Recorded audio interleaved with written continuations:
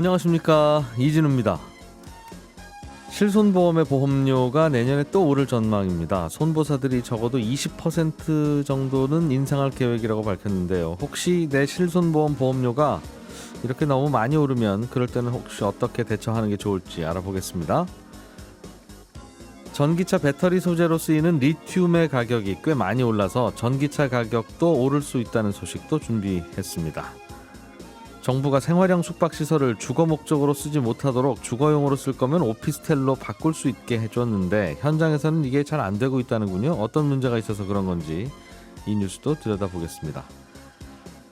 미국의 11월 생산자 물가지수가 발표됐는데 시장의 예상을 뛰어넘을 정도로 많이 올랐습니다. 미국이 그러면 금리를 올릴 가능성이 더 높아진 상황인데 어제부터 미국의 금리를 결정하는 FOMC 회의가 마침 시작됐습니다. 이 내용도 자세하게 들여다보겠습니다. 12월 15일 수요일 손에 잡히는 경제, 광고 잠깐 듣고 돌아와서 바로 시작하겠습니다. 네, 경제 뉴스들 정리해드리죠. 오늘은 손에 잡히는 경제 박사훈 작가 그리고 김현우 행복자산관리연구소장 이렇게 두 분하고만 오붓하게 진행합니다. 어서 오십시오. 안녕하세요. 네, 한 분이 없으니까 목소리 확실히 타이어 바람 하나 빠진 것 같은. 네, 좀 더 크게 낼게요 목소리.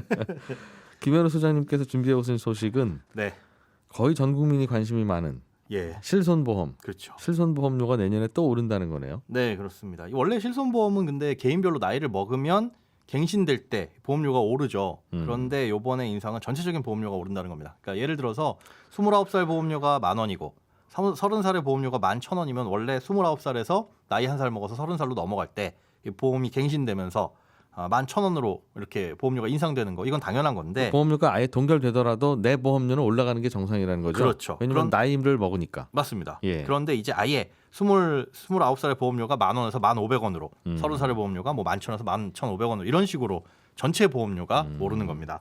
근데 아직 이게 공식적으로 확정된 것은 아니고요. 보험사가 이제 손해가 이게 크다 보니까 내년에 20% 정도 올려야 된다. 그래서 내년에 올라갈 갱신되는 대상으로 우편물을 발송한 상태고 이에 대해서 이제 금융감독원하고 금융위원회는 정해진 바가 없다라고 선을 긋고 있는 상황이긴 합니다. 사실 원칙적으로는 금감원이 정할 게 아니니까. 그렇죠. 맞습니다. 그렇긴 한데 네. 지금 실손보험료는 보험사가 결정해서 올려야 되면 올리고 내려야 되면 내리고 그런 구조인 거는 아니죠, 사실은. 근데 사실 그렇게 해도 됩니다. 원칙적으로는 보험사가 손해율 따라 가지고 이거 우리가 손해 볼 것 같으니까 올리겠습니다 하는 게 보험사 맘대로인데요. 예. 이미 이게 2015년 10월에 보험 가격 자율화 때문에 자율적으로 결정하도록 되어 있어요. 근데 다만 실손보험은 보험업 감독 규정에 매년 플러스 마이너스 25%를 초과하지 않도록 해라. 예. 보험료 인상 인하의 범위를 그렇게 정하고는 있습니다. 그러니까 그 외에는 보험사가 그냥 알아서 내부에서 정하는 겁니다. 그러니까 올해 20%를 올릴지 뭐 10%를 올릴지는 각 보험사 맘이다라고 할 수가 있는데 네. 이게 자율화하고 난 다음에 바로 이제 보험사가 2년 연속 20% 이상 올리다 보니까 금감원이 나서기 시작한 거죠. 그러니까 보험사가 손해율을 진짜 적정하게 보험료에 반영을 했는지 아니면 수수료를 과도하게 반영해가지고 보험사의 마진을 너무 많이 챙겨가진 않았는지 네. 이거에 대한 합리적인 근거를 가지고 보험료 인상했는지를 들여다보겠다라고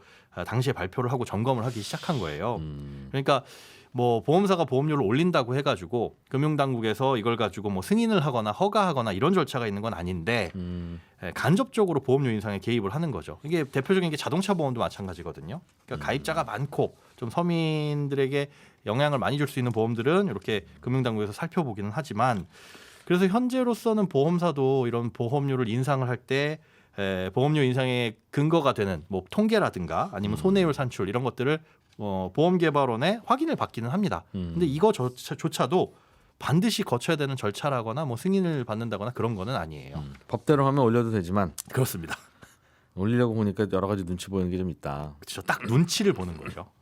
자동차 보험은 자동차를 산 사람은 무조건 가입해야 되니까 그렇죠. 그런 법을 만들어 줬기 때문에 자동차 보험료는 정부가 좀 관리를 합시다. 그 대신 네. 이런 게 명분이 있기는 있고요. 신용카드 가맹점 수수료도 정부가 신용카드 쓰면 연말정산으로 해서 세금 깎아주는 게 있잖아요. 예. 그러니까 정부가 영업 도와주는 거니까 감독도 좀 합시다. 할 수 있는 명분이 있는데 실손보험 이거는 정부가 가입하라고 한 것도 아니고 도와주는 것도 아니고 어쩌다 보니 많은 분들이 가입해 있는 건데 네. 이걸로 갑자기 병원에 갈 때 합니까 하는 명분이 좀 그렇죠. 부족하죠. 떨어지기는 하죠. 알겠습니다. 실손보험이 다 해당되는 겁니까? 이번에 실손보험은 또 뭐 종류가 많잖아요. 언제 그렇죠. 가입했느냐에 따라서. 그렇죠, 맞습니다. 실손보험 크게 이제 1세대부터 4세대까지 네 가지로 구분할 수가 있는데 다 오르기는 합니다만 최근에 나온 지 5년이 안 된 보험은 동결입니다. 인상 안 되고 이번에 큰 폭으로 일단 오를 것 같은 보험은 1세대하고 2세대 실손이에요. 그러니까 과거 의료비의 한 90% 혹은 100%를 보장해주는 예. 그런 실손보험들. 이 실손보험의 가입자를 보면은 전체 실손보험 가입자가 3,900만 명입니다 현재. 네. 근데 1세대가 881만 명, 2세대가 1,925만 명이에요. 합쳐서 2,800만 명. 대부분이네요. 대부분입니다. 전체 의 72%를 차지하고 있는데 1세대 실손의 손해율이 약 140% 정도가 돼요. 2세대 실손은 128%고 이게 무슨 뜻이냐면 1세대 실손은 보험료를 10,000원 받으면 14,000원이 보험금으로 나간다. 그러니까 계속 손해라는 거죠. 예. 그러니까 이런 보험은 유지되면 유지될수록 손해고 이걸 막으려면 보험료를 올리거나 보험금을 안 주거나 해야 되는데 예. 보험금을 안 줄 수가 없으니 보험료는 올려야 된다라는 게 보험사 측의 입장인 거고 이렇게 되려면 전체적으로 평균 20% 정도 보험료를 올려야 된다라는 게 보험사 입장인 겁니다. 그러니까 1, 2세대 실손 같은 경우는 그런데 갱신 주기가 보험료가 이제 인상되는 주기가 3년 혹은 5년이에요. 매년 오르는 게 아니라 계단을 한 계단 한 계단 올라가는 게 아니라 3계단 혹은 5계단을 한꺼번에 뛰는 거거든요. 예. 이 기간 동안 만약에 연 20%를 계산하면 3년 갱신되는 분은 기존보다 1.7배 정도, 예. 5년 갱신 시에는 2.5배도 인상이 될 수 있어서 아마 요번에 내년 1월이나 내년에 보험료 갱신되시는 분들은 예. 화들짝 놀라실 수도 있습니다. 우리 전세를 2+2년으로 바꾸니까 네. 4년 후에 갱신할 때 보면 이렇게 많이 올랐어요? 네. 하는 거하고 똑같은 그런 느낌인 겁니다. 그동안 이제 매년 오른 게 한꺼번에 반영되니까요. 네. 이게 그럼 보험료는 1세대, 2세대, 3세대, 4세대가 상승폭, 인상폭이 각각 다 다릅니까? 각각 다 다릅니다. 아. 그 손해율도 다 다르게 계산해요. 실손 의료비 보험이라는 타이틀은 갖고 있지만 예. 보장을 해주는 범위라든가 내용이 다 다르기 때문에 예. 그거 별로 그룹화 해가지고 어떤 게 손해율이 높은가 이걸 따로 계산해서 매기고 있습니다. 이거 보험료 많이 오르면 그럼 감당 안 되는 분들은 해약밖에는 답이 없습니까? 해약 혹은 갈아탈 수 있는 방법이 있어요. 같은 보험회사에서 현재 판매되고 있는 지금의 실손으로 전환할 수는 있는데 4세대 실손이죠. 그런데 4세대 실손 같은 경우에는 기존 보험에 비해서 비급여에 대한 보장이 줄어들고 개인별 할증 제도가 있다는 게 특징이에요. 그러니까 기존의 실손보험은 내가 병원을 아무리 많이 가더라도 예. 전체적인 가입자에 대한 영향만 미치지 직접적으로 내 보험료가 다음에 갱신될 때 올라가거나 하지는 않거든요. 그런데 지금 판매되고 있는 실손은 비급여 의료비에 대해서 보험금을 많이 청구하면 내 보험료가 올라가서 최대 4배까지도 할증이 되도록 이제 설계가 된 보험이에요. 그 그룹에서 나만 오른다는 거죠. 그렇죠. 예. 나만 오르고 만약에 많이 안 타면은 할인도 되기는 하고요. 소폭. 네.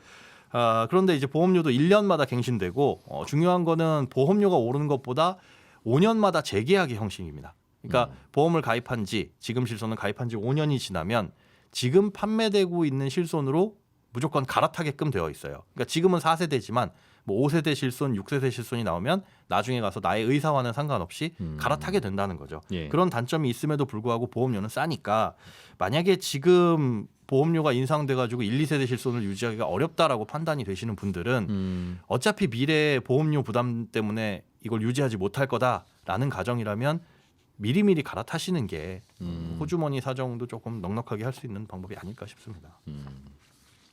올라간 거 그냥 내시든가. 예. 판단하는 건 이렇게 내더라도 내가 타는 보험료가 더 많아. 네. 내가 계산해 보니까 그러면 나는 병원 뭐 자주 가 하시면은 그냥 유지를 하시는 거고. 거고. 나는 진짜 병원도 안 가고 지금 보험료만 너무 부담된다. 그런데 혹시 몰라서 만에 하나 이런 것 때문에 가지고 있는데 요번에 오르고 보니까 너무 보험료가 비싼 것 같다라고 하시면 그러게요. 전환도 좀 검토를 해보시는 게 좋을 것 같습니다. 많이 가기는 가는데 네. 가더라도 새로운 보험으로 최근 거로 갈아타면 예. 보험료는 낮아지는데 네. 과연 받는 보험금은 얼마나 줄어드는지 이 계산을 좀 누가 해주면 갈아타는 게 낫겠구나. 네. 조금 혜택은 줄어들지만 즉 받는 돈은 줄어들지만 네. 내는 돈도 줄어드니까 이거 계산 한번 해볼 만한데 이제 이런 건데. 이게 병원 가서 어떤 진료를 받느냐에 따라서 너무 판이하게 갈리거든요. 급여 진료를 받느냐 비급여 진료를 받느냐라고 한다면 건강보험이 적용되는 급여 진료는 거의 차이가 없고요. 건강보험이 적용되지 않은 비급여 진료 중에 뭐 도수치료 이런 것들을 위주로 받는다. 예. 그러면은 확실하게 차이가 나버리니까 그러게요. 판단이 너무 어렵습니다. 그리고 내 건강이 작년만 하다는 보장이 없죠. 그렇죠. 그러다 보니 또 네. 알겠습니다. 박 작가님, 네. 전기차 타는 분들이 늘면서 네. 전기차 배터리에 들어가는 리튬 가격이 꽤 올랐답니다. 네, 많이 올랐어요? 많이 올랐습니다. 올 초에 한 킬로그램당 7,400원 정도 했던 게 지금은 38,000원 정도 하니까 1kg에 38,000원이요? 네, 5배 정도 오른 겁니다. 자칫하면 한우 가격 추월하겠습니다. 예. 가격이 이렇게 오른 건 공급 부족 때문인데 네. 이 뉴스가 중요한 건요. 전기차 배터리 소재로 쓰이는 리튬 가격이 오르면 배터리 가격 오르죠. 배터리 가격 오르면 전기차 가격도 오르기 때문입니다. 예. 실제로 어제 나온 블룸버그 보고서 보니까 내년에 리튬이 들어가는 배터리 가격이 올해보다 한 2% 정도 넘게 오를 거라고 전망을 했더라고요. 근데 이 배터리 가격 오르는 건요. 블룸버그가 이 가격 조사 시작한 2012년 이후에 처음 있는 일입니다. 원래는 이 규모의 경제라는 게 작동을 하기 때문에 예. 배터리를 많이 쓰게 되면 배터리 가격은 떨어지게 돼 있는데 오히려 이제 배터리 원자재 중에 하나인 리튬 가격이 많이 오르니까 반대 상황이 벌어지고 있는 겁니다. 리튬 가격이 제자리라면 배터리 가격은 떨어지기 마련인데 그렇죠. 대량 생산하니까 이 대량 생산의 효과를 이겨내고 이 많이 리튬 오른 가격은 더 올라서 네, 결과로는 더 올랐다. 그렇습니다. 배터리 가격이 리튬을 더 캐면 되지 않습니까? 네, 리튬 매장량이 무한한 건 아닌데 그래도 아직은 좀 넉넉한 편이라고 보거든요. 예. 근데 이 리튬 체결하는 게 쉽지가 않습니다. 채굴이 네. 예. 기술적으로 어려운 건 아닌데 그 친환경차라고 불리는 전기차의 역설이라고 해야 될 것 같아요. 리튬 캘 때 환경 오염이 심하게 됩니다. 꽤 심하게. 채굴 과정에 비소 같은 물질 나와서 지하수 오염시키기도 하고요. 황산 폐기물도 발생을 합니다. 그러다 보니까 리튬 광산을 개발하고 채굴하려는 업체들이 정부 인허가 받는 게 쉽지가 않습니다. 대표적인 예가요. 지금 유럽에서 리튬 매장량이 풍부한 곳이 세르비아인데 네. 지금 여기에 다국적 광산 기업이 리튬 광산 개발 사업 추진하고 있거든요. 그랬더니 현지 주민들이 환경 보호를 이유로 대통령 물러나라라는 얘기까지 할 정도로 매일 강하게 시위하고 있는 상황입니다. 스페인에서도 비슷한 일이 벌어지고 있고요. 예. 그리고 리튬 캐낸다고 해도 그걸 배터리에 사용하려면 시간이랑 비용이 꽤 많이 들어가기 때문에 단기간에 생산량을 확대하는 게 어렵습니다. 이런 이유로 공급이 쉽지가 않은데 좀 한 가지 아이러니한 거는 리튬이 미국에도 매장량이 꽤 있는 걸로 알려져 있거든요. 예. 근데 바이든 대통령이 친환경 정책 내세우면서 전기차 보급 늘리려고 하고 있잖아요. 예. 전기차 보급 많이 하려면 전기차 가격이 내려야 할 거고 그렇죠. 그러려면 리튬 공급을 지금보다 더 많이 해야 될 텐데 그러면 리튬을 많이 캐야 되고 그럼 환경 오염이 됩니다. 그러니까 전기차를 우리가 전기차를 우리가 자꾸 탑시다. 휘발유차, 경유차보다 하는 네. 이유가 넓게 보면 환경 네, 때문인데 그러려면 환경을 파괴해야 되는 네. 아이러니. 그렇습니다. 그렇군요. 전기차 타려고 하는 건 이제 온실 효과를 좀 줄이려고 하는 거니까 네, 뭐 그거야 뭐 그럼 환경은 좀 파괴되더라도 지구가 따뜻해지는 건 좀 막자 할 수도 있을 것 같고. 아, 리튬이 그래서 아마 요즘 배터리 업체들은 이젠 리튬 들어가는 배터리는 잘안 앞으로는 만들려고. 미래가 없다. 네. 지금은 그게 제일 좋은데 네, 이거 뭐 리튬 가격 내년에 또 올라갈 거고. 네, 그러면 이 감당이 안 돼서 네. 어차피 이걸로는 안 될 것 같은 전기차가 지금 이렇게 조금 돌아다니는데도 리튬 값이 이 정도면 전기차가 많이 돌아다니는 시절에는 리튬을 어떻게 하겠냐. 그렇습니다. 그러니까 아예 리튬 말고 다른 거 철 들어가는 거 하자 뭐 네. 이런 얘기도 있는 얘기도 것 하고 같고. 김현우 소장님, 예. 정부가 생활형 숙박 시설이라고 하는 거를 허가해 주면서 이거는 손님만 받으라고 네, 그렇죠. 허가해 주는 건데 이 손님을 받았는지 내가 사는 건지 알 수도 없고 주로 내가 살려는 목적으로 또 사기도 하고요. 그리고 생긴 건 뭐 아파트랑 똑같으니까 직접 들어가서 사는 게 불편도 없고 네, 그러다 보니 이게 도대체 뭐냐 주택 수에는 포함도 안 되고 맞습니다. 이런 문제 때문에 주거용으로 쓸 거면 오피스텔로 형식 전환을 해라 그렇습니다. 라고 해줬는데 이게 현장에서는 잘 안 되고 있어요. 네, 맞습니다. 이 생활용 숙박시설이 건축법상 숙박시설이기 때문에 예. 이거는 공중위생법상 숙박업 허가를 내고 숙박으로만 이용을 해야 돼요. 숙박시설로만. 그러니까 호텔이나 모텔 같은 거죠. 그런데 여기에 이제 거주를 하거나 아니면 이걸 주택으로 알고 속아서 분양을 받거나 하는 사례들이 있다 보니까 이게 문제가 커지고 또 선의의 피해자들도 생겨서 국토부에서 생활용 숙박시설을 네. 지금 주거용으로 쓰시는 분들은 오피스텔, 주거용 오피스텔로 용도 변경을 하셔라. 한시적으로 2023년 10월 14일까지 허용해 드리겠습니다. 라고 했었습니다. 그러니까 주거용으로 속아서 사신 분들은 돈 버신 거네요. 그렇죠. 뭐 어떻게 근데 세금은 내야 될 건 내야 됩니다. 네. 물론 싸게 분양 받으셨으면 그만큼 차익은 있겠지만 속아서 사신 분들 입장에서는 아 그래도 괜찮다. 이제 구멍이 하나 생겼구나라고 생각을 하셨을 수도 있는데 하이브리드. 이게, 예. 네. 근데 지자체 지구 단위 계획 때문에 이게 지금 진행이 안 되고 있는 곳들이 있어요. 이게 뭐냐면 해당 지역을 어떤 기능과 목적으로 사용할 것이냐 이걸 이제 해당 토지를 용도를 나누는 겁니다. 그러니까 주거 단지냐, 뭐 산업 단지냐, 아니면 뭐 관광 휴양을 위한 단지냐, 뭐 이런 거에 따라서 예.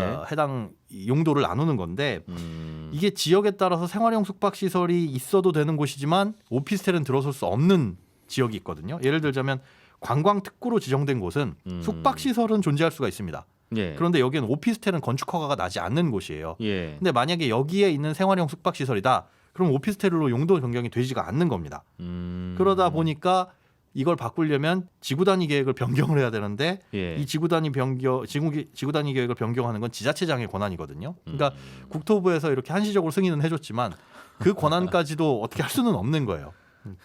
그러니까 이게 이제 실제로 거기에 거주하시는 생활형 숙박시설을 사신 분들은 문제가 되는 거고 이게 한두 곳이 아니라 지금 확인해 보니까 부산 해운대하고 뭐 남양주, 인천 송도, 전남 여수 이렇게 광범위하게 그런 지역들이 있습니다. 그러다 보니 정부에서는 한시적으로 문을 열어줬는데 지역에 따라서는 가능 여부가 차이가 있어서 이게 형평성에도 문제가 있고 실효성에도 문제가 있다라는 비판들이 조금 나오고 있습니다. 참 생활형 숙박 시설이라는 게 참. 아파트가 많았으면 여기에 관심을 안 가졌을 텐데. 그러니까 애초부터 예. 근데 항상 이런 거예요. 그러니까 아파트를 짓게 하면 괜찮은 거를 네. 재건축이나 재개발 이런 걸 못하게 하거나 아니면 분양가 상한제로 눌러놓으니까 예. 이런 약간 이상한 말도 안 되는 편법인 그래서 결국 사는 분도 불편하고 규제와도 충돌하고 하는 이런 것들만 자꾸 생산되고 그렇습니다. 이거는 분양가 상한제 아니니까 제가 받을 수 있으니까 이걸로 만들 거 아니겠어요? 네, 건설사 입장에서는 이게 더 좋죠. 똑같은 땅에 똑같은 시멘트로 만드는데 예. 이걸 만들면 10억 원 받을 수 있는데 똑같은 시멘트로 아파트를 지으면 6억만 받아 그러니까 네. 가능하면 지금 이제 10억짜리를 만들고 싶고 뭐 그런 결과. 그렇죠. 공급과 딱 맞아 떨어지는 거죠. 자, 박 작가님, 네. 미국의 11월 생산자 물가가 예상보다 또 높게 나왔습니다. 네, 어제 도대체 예상을 발표됐는데. 누가 하는 겁니까? 시장에서요. 작년 11월보다 9.6% 오르게 나왔어요. 예. 10월에는 작년 10월보다 8.6% 올랐는데 상승폭이 더 커진 겁니다.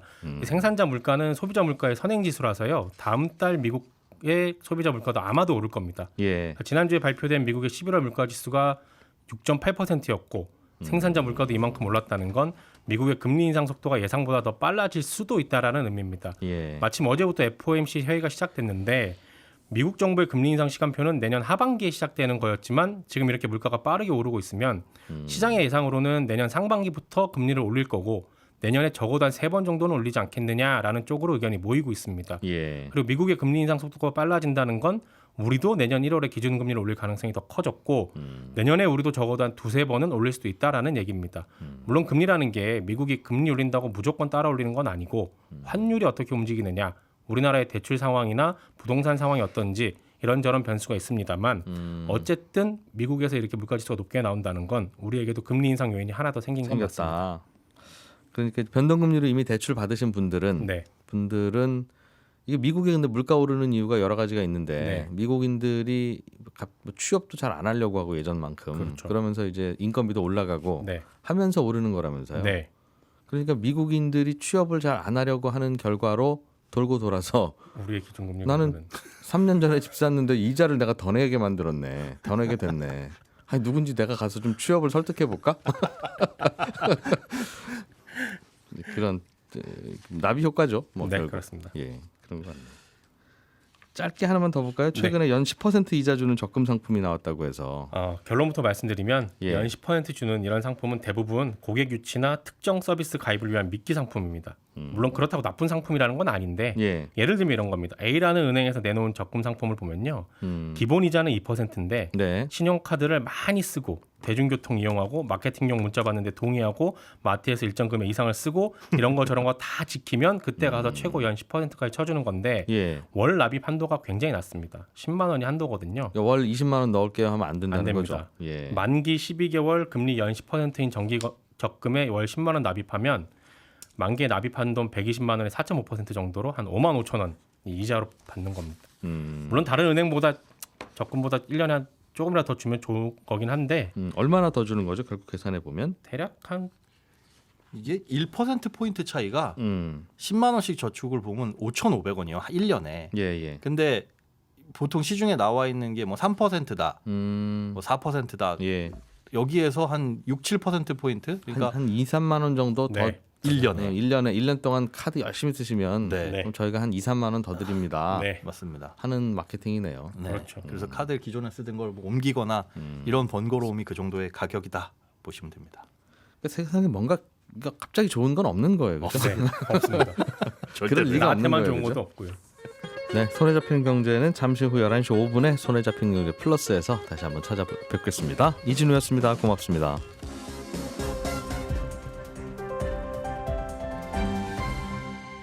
경제를 생각하는 사람들의 즐거운 습관. 이진우의 손에 잡히는 경제.